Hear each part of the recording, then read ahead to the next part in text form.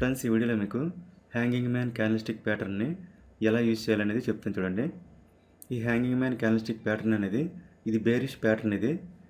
ఇది మనకి సేమ్ చూడడానికి ఎలా ఉంటుందంటే, మనం ఇంతకుముందు చెప్పుకున్నాం కదా హ్యామర్ క్యాండిల్స్టిక్ ప్యాటర్న్ అని చెప్పాను కదా, సేమ్ అది ఇది ఒకేలా ఉంటుంది. సేమ్ షేప్ కూడా ఒకటే, రెండు ఒకటే. కాకపోతే ఏంటంటే ఇది బేరిష్ ప్యాటర్న్, హ్యామర్ అనేది బుల్లిష్ ప్యాటర్న్ అనమాట. అది కిందన వస్తే హ్యామరు, పైన వస్తే హ్యాంగింగ్ మ్యాన్ అనమాట. దీన్ని అసలు హ్యాంగింగ్ మ్యాన్ అని ఎందుకంటారంటే, ఒక మనిషిని హ్యాంగింగ్ మ్యాన్ అంటే మనిషిని ఉరి తీయడం కదా, అంటే మనిషి ఉరి తీయబడిన వ్యక్తి కదా. ఒక మనిషిని ఉరి తీసేటప్పుడు ఎలాగైతే ఏలాడి కనిపిస్తాడో సేమ్ చూడడానికి అలాగే ఉంటుంది కదా. చూడండి, అలాగే ఉంది కదా.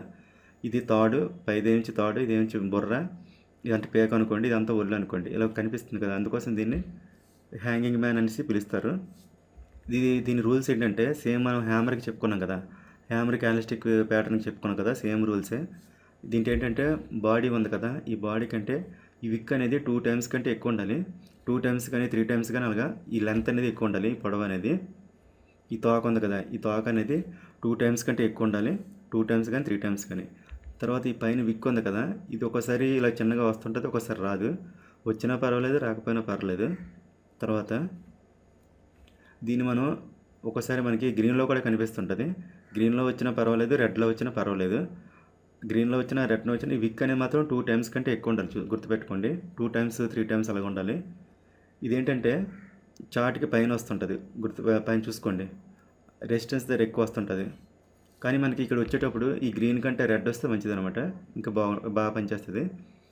తర్వాత ఇది ఎక్కడ వస్తుందో ఎలా వస్తుందో చూపిస్తాను చూడండి. వచ్చిన తర్వాత ఎంట్రీ ఎలా తీసుకోవాలనేది చూడండి. ఒక అప్ ట్రెండ్ ఇలా కంటిన్యూ అవుతున్నప్పుడు, ఇలా మార్కెట్ ఇలా పైకి వెళ్తున్నప్పుడు ఇలాగ మనకి చార్ట్ పైన కనిపిస్తుంది.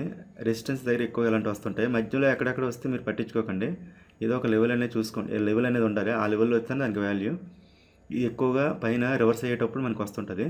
ఇక్కడ చూడండి, హ్యాంగింగ్ మ్యాన్ వచ్చింది చూసారా, ఈ విధంగా టాప్లో వస్తుంటుంది అనమాట. ఈ విధంగా వస్తే దాన్ని హ్యాంగింగ్ మ్యాన్ అంటారు. దీని రూల్స్ ఏంటంటే, ఈ బాడీ కంటే ఈ విక్ అనేది 2 టైమ్స్ ఎక్కువ ఉండాలి. 2 టైమ్స్ 3 టైమ్స్ అలాగ ఉండాలి. ఇక్కడ ఏంటంటే మెయిన్ ఇంపార్టెంట్, ఇది వచ్చేటప్పుడు, ఈ ప్యాటర్న్ వచ్చేటప్పుడు ఈ హ్యాంగింగ్ మ్యాన్ ఓపెన్ ప్రైస్ ఉంటుంది కదా, ఈ ఓపెన్ అనేది ఈ ప్రీవియస్ క్యాండిల్, ముందు క్యాండిల్ ఉంటుంది కదా, ఆ క్యాండిల్ క్లోజింగ్ ఉంటుంది కదా, ఈ క్లోజింగ్ అనేది దీనికి సమానంగా ఉన్నా పర్వాలేదు, దీనికి కొంచెం పైన ఈ విధంగా ఉన్నా పర్వాలేదు. అంతేకాని దీనికంటే కొంచెం కిందకు లేకుండా ఉండడం కన్నా దీనికి లెవెల్గా ఉన్నా పర్లేదు, కొంచెం పైన ఉన్నది అనుకోండి బాగా పనిచేస్తుంది అనమాట. గుర్తుపెట్టుకోండి, కిందకు కాకుండా దీని లెవెల్ ఉండాలి, లేదంటే కొంచెం పైకి ఉండాలి, ఉంటే అప్పుడు బాగా పనిచేస్తుంది. దీని ఎంట్రీ ఎలా తీసుకోవాలంటే, ఈ విధంగా వచ్చినప్పుడు ఈ విక్ ఉంది కదా, హ్యాంగింగ్ మ్యాన్ విక్ ఉంది కదా, ఈ విక్ కిందన ఈ నెక్స్ట్ క్యాండిల్ అనేది దీన్ని క్రాస్ చేస్తుంది అనుకోండి. క్రాస్ చేసిన తర్వాత క్లోజ్ అయిన తర్వాత ఇక్కడ ఎంట్రీ తీసుకోవాలి. స్టాప్ లాస్ అనేది ఇది హ్యాంగింగ్ మ్యాన్ పైన ఇక్కడ పెట్టుకోవాలి. ఈ విక్కి పైన స్టాప్ లాస్ అనేది పెట్టుకోవాలి. టార్గెట్ అనేది మళ్ళీ రివర్సల్ సిగ్నల్ వచ్చినంత వరకు వెయిట్ చేయొచ్చు, అంతవరకు వెళ్తే అంతవరకు చూడాలి. ఇది కిందన వస్తే హ్యామర్ అనమాట, అంతే. దీనికైతే తేడా లేదు. పైన ఇదే కింద వచ్చింది అనుకోండి హ్యామర్ అవుతుంది, పైకి అయితే హ్యాంగింగ్ మ్యాన్. గుర్తుపెట్టుకోండి, రెండు ఒకలాగా ఉంటాయి చూడడానికి అయితే. ఇక్కడ మనకి గ్రీన్ వచ్చినా పర్వాలేదు, రెడ్ వచ్చినా పర్వాలేదు. రెడ్ వస్తే కొంచెం మంచిది అనమాట, చూసుకోండి.